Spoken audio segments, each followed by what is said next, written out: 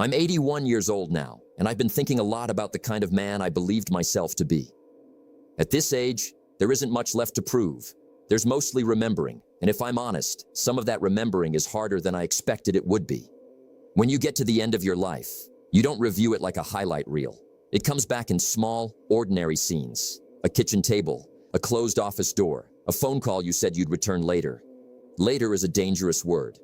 I built most of my life around it. I didn't always think this way. When I was young, I believed something very simple. I believed I was the kind of man who would make something of himself. That was the phrase. People said it with approval. It sounded solid, responsible, respectable, and I believed it so deeply that I shaped myself around it without ever questioning what it actually meant. I grew up in a small house with thin walls and not much money. My father worked constantly. I don't remember him resting. I remember the sound of his boots coming off at night and the way he would sit quietly, like he had given everything he had somewhere else. He used to say, "A man is what he does, nothing more." I never argued with that. I carried it like a rule.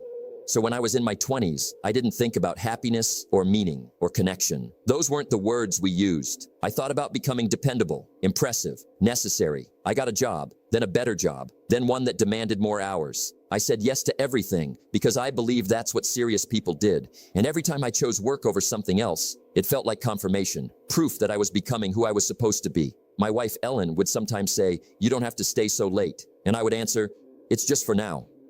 Just for now is another dangerous phrase. At the time, nothing felt wrong. That's the tricky part. There was no moment where I said, "I am making a mistake." Life doesn't announce those things. It lets you feel correct while you're slowly trading things away. I remember missing a friend's dinner because of a deadline, missing my daughter's school play because of a meeting that, if I'm being honest, no one remembers now. Telling my son we'd go fishing next weekend so many times that eventually he stopped asking. But I wasn't cruel. I wasn't neglectful in any way that would have shocked people. I paid the bills. I fixed things around the house. I showed up when it counted, or at least when I believed it counted. That's what I told myself. I believed I was a good man because I was a responsible man. And because I believed it, I never examined it too closely. Years passed the way years do, quietly, efficiently. My career grew. My reputation grew. People trusted me, relied on me, introduced me as someone important. I won awards that sat in frames on walls I rarely looked at. I kept thinking, one day things will slow down. One day I'll have time to enjoy all of this. But life doesn't bank time for you. It just keeps moving. The children grew up while I was busy securing their future. That's how I described it back then, securing their future. I didn't notice I was absent from their present. There were signs, small ones. My daughter stopped sharing stories about her day. My son became polite instead of open. Ellen learned to make decisions without asking me because I was usually unreachable anyway. We didn't fight. We just adjusted around the space I kept leaving. I told myself that was maturity. That was adulthood. It took me decades to understand that people don't always protest when they're losing you. Sometimes they just get used to it. The turning point didn't come with drama, no shouting, no grand collapse. It came on a Tuesday afternoon. I was 62, still working, still telling myself I'd slow down soon. Ellen called me at the office. That alone was unusual. She never liked interrupting me there. Her voice was calm, too calm. She said, "The doctor found something." I remember staring at a spreadsheet while she spoke, like if I kept looking at numbers, the conversation wouldn't fully arrive. The word cancer entered the room very gently. It didn't sound like a movie. It sounded clinical, manageable, temporary. I said all the right things. We'll handle it. We'll get through it. I'll clear my schedule. But illness doesn't care about the schedules you suddenly become willing to rearrange. During those months, I sat beside her more than I had sat beside her in the previous 20 years combined. We talked, really talked. Sometimes about big things, mostly about ordinary things we had rushed past for decades. One evening she said, "You know, I always thought we'd have more time together later." She didn't say it accusingly, just as an observation. That sentence has stayed with me more than anything else she ever said, because I had believed the exact same thing. Later. She died the following spring. And here is the part no one prepares you for. The world doesn't stop, not even briefly. Emails keep coming. The lawn keeps growing. People say kind things and then return to their lives. And you sit in a chair in a quiet house and realize that the life you thought you were building is mostly over. I retired soon after, not out of wisdom, out of emptiness. The work that once felt essential suddenly had nowhere to go. I tried to reconnect with my children, now adults with lives of their own. They were kind to me, patient. But there was history there, not anger, just distance that had been practiced for years. You can't rush intimacy. You can't demand closeness because you're finally ready for it. Time doesn't work that way. I began to see something I had avoided my entire life. I had believed that being valuable meant being productive, that love would wait, that relationships were durable enough to survive postponement. And because I believed those things, I acted accordingly, day after day, year after year. Belief is not abstract. It becomes your calendar, your habits, your tone of voice, what you notice, what you ignore. You become what you believe about yourself. I believed I was someone who would show up later, so I became someone who wasn't there when it mattered. There's no dramatic punishment for that, just a quiet collection of absences. I don't tell you this because my life was a tragedy. It wasn't. There was laughter, success, good years. I was not miserable. That's what makes it harder to explain.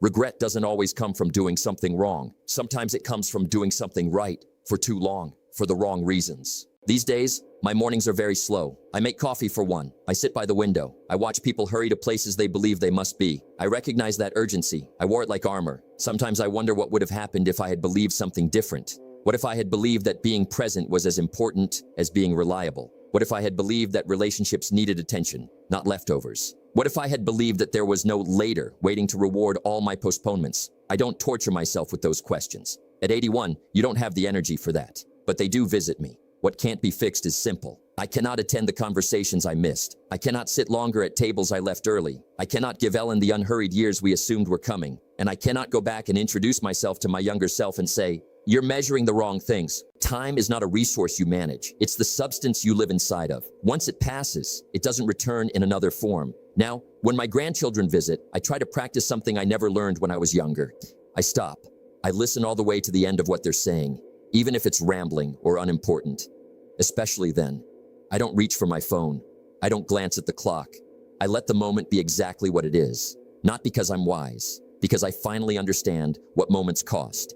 If you're listening to me now, I'm not here to instruct you. Your life is your own. You'll choose your own beliefs, whether you notice them or not. But maybe, just maybe, you could ask yourself a quiet question. What do I believe makes a life worthwhile? Not what you've been told, not what looks impressive, what you actually believe. Because whatever that answer is, you are already building your days around it.